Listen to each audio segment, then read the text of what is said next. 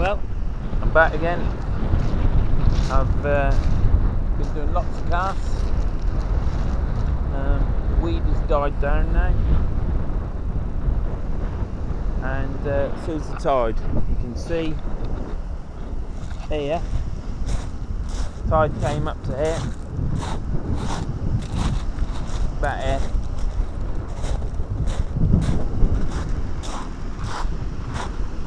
It's about an hour and 3/4, nearly hour and 3/4, 2 hours since high tide.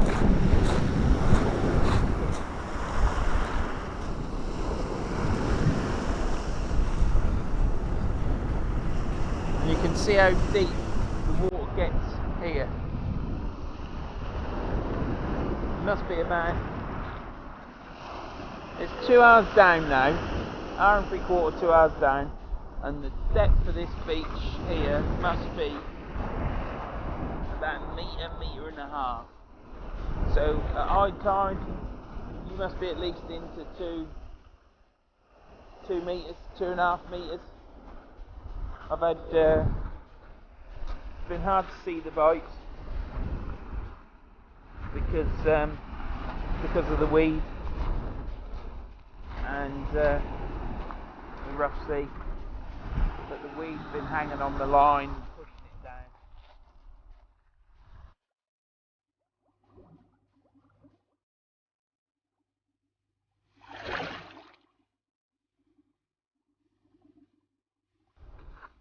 So you can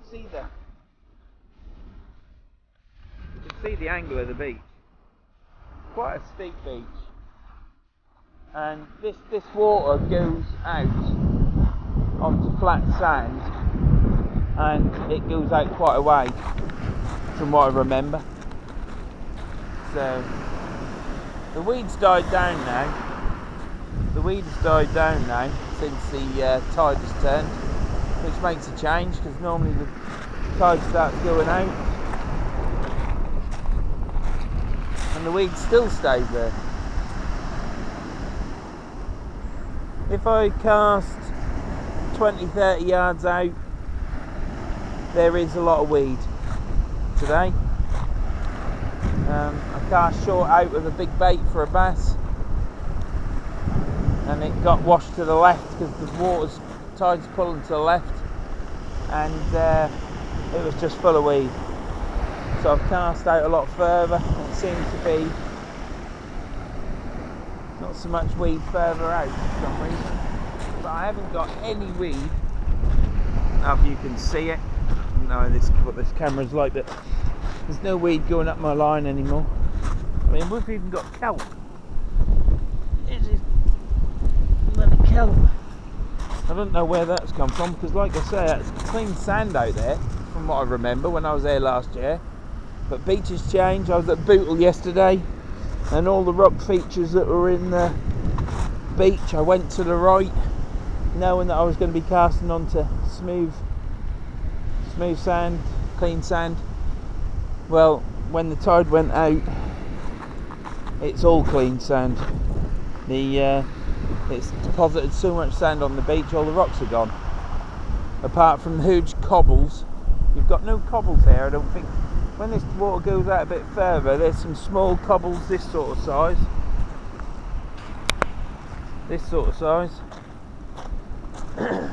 But down at Bootle, we've got cobbles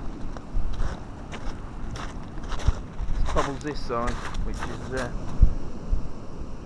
and bigger, and they're full of barnacles.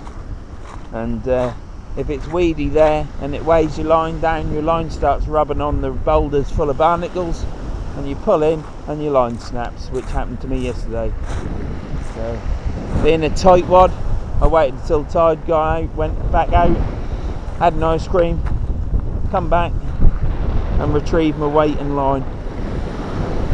But there, I'm going to sign off soon, I would have thought. I don't know what you're seeing.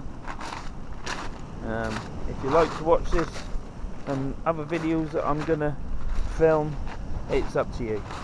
It'd be nice if you did. But like I say, I'm putting these films together just so there's a bit of me on YouTube again. I've already been on YouTube once, but it's there for history for me and my family. That's if they care about me. Dad, they do. I'm just dad, innit? Same as any other dad. Today I've been fishing a pulley dropper rig, a pulley rig, and a 2-hook flapper. And I caught my fish on the 2-hook flapper on size 1 hooks, mustard ultra point now. Absolutely fantastic hooks. Everybody goes on about cocks and roll and meat hooks and canoes and all this malarkey. Just go and get a decent mustard hook, small. As long as that hook is sharp, you'll catch a fish on it if it's out there. No matter what size it is. You want a big hook if you're catching big fish, because a small hook will bend. So anyhow, I'm signing off.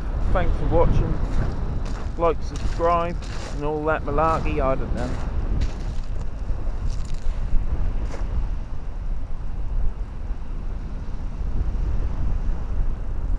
I think when I've done this, I'm going to... I was then going, but I ain't now. I do ramble on, but that's what Norfolk people do. I'm going to get my other rod out, my Icon rod, and I'm going to do some casting with it. Ain't going to be brilliant casting. I've only just started fishing again, really, the past year. I've only been probably 15-20 times in the last year. I can only go when I can fit it in. And I'm going to do some pendulum casting with my new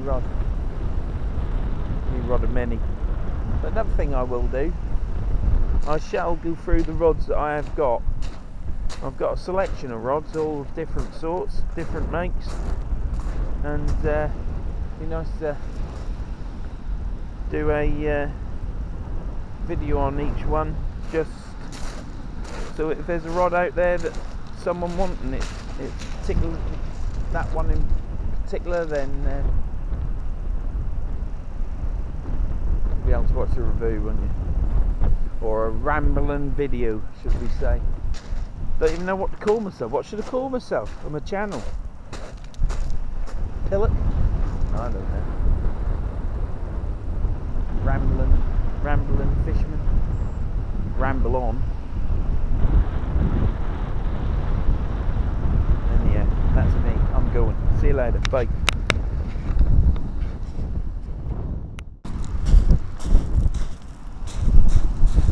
Well, that was a schoolie bass, probably about 13-14 inches long. Didn't even know I had it on the rod, to be honest, won't lie, because and you can see what the waves are like. With all the weed, it's hard to tell. But quid's in there, got a lovely fish. I think I've got it on camera. Right, this is Silecroft Beach. I don't know if you just got that. If you hadn't, this is Silecroft. Tide's going out. It's now getting very shallow. You can see the sandbank over there. Water's this side. This bit here where I am is deeper. You can see the sandbank there. This is deeper here. All the way along to the left. So this is Silecroft. They're still paragliding. There's the car park. There's the shed, toilets, don't know if they're open, but there, I'm signing off. That's the end for today. Thanks a lot, bye.